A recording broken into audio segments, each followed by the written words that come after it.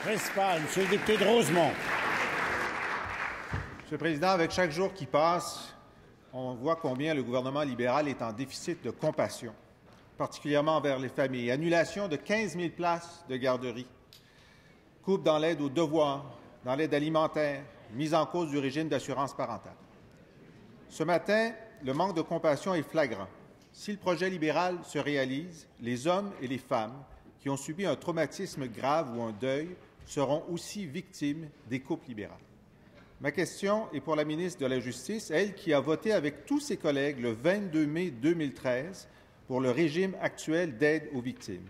S'engage-t-elle aujourd'hui à ne pas appauvrir les victimes d'actes criminels?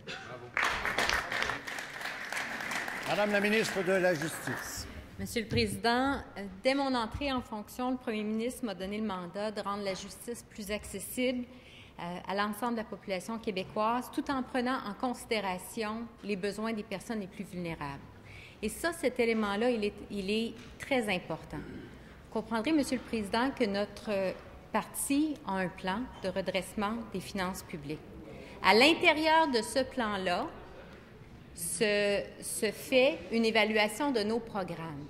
Par contre, l'évaluation de la loi d'indemnisation des victimes d'actes criminels est aussi un projet qui est en branle depuis quand même plusieurs années. Je pense que nous avons au Québec le régime le plus généreux de tout le Canada, mais malgré ça, Monsieur le Président, il subsiste des insatisfactions. C'est impossible de parler, Monsieur le Président, si on lui parle. On pourrait avoir le silence. Écoutez la réponse, comme on a entendu la question, s'il vous plaît. Madame la ministre. Malgré ça, il subsiste de grandes insatisfactions parmi les victimes et leurs familles. Première complémentaire, Monsieur le député de Rosemont. Monsieur le Président, je vais vous lire un extrait de nos travaux en Chambre ici de mai 2013. Je cite. « C'est injuste que ces gens-là, qui n'ont pas demandé d'être victimes d'un acte criminel, se retrouvent à devoir vivre avec les conséquences de ces gestes-là, des conséquences qui peuvent être dramatiques. Ça peut aller jusqu'à la mort. On a entendu des personnes qui vivent avec ces conséquences-là, des proches qui sont morts. C'est terrible. Alors, je pense qu'on a fait un bout de chemin pour essayer d'améliorer un tant soit peu leur sort. » C'est le député de Fabre qui disait ça. La ministre de la Justice peut-elle s'engager à ne pas rebrousser chemin sur les victimes? Madame la ministre de la Justice. Monsieur le Président, en fait, j'ai participé à plusieurs entrées des tribunaux judiciaires et j'ai fait part de ce qui était pour nous animer au cours de nos travaux.